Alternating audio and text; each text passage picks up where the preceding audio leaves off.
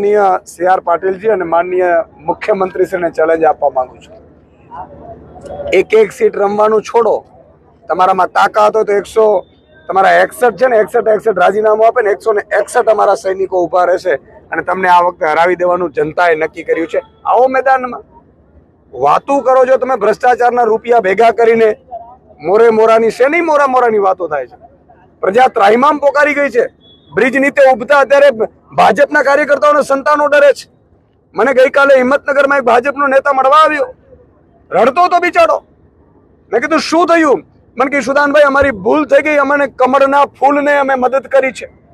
આજે મને ચિંતા છે, મારી દીકરી ભણવા જાય છે ક્યાંક બ્રિજ નીચે, અમારા જ બનાવેલા બ્રિજ નીચે ઉભો છો, મને ચિંતા થાય છે ક્યારે એ ભોગ બની જશે અમારા ભ્રષ્ટાચારનો.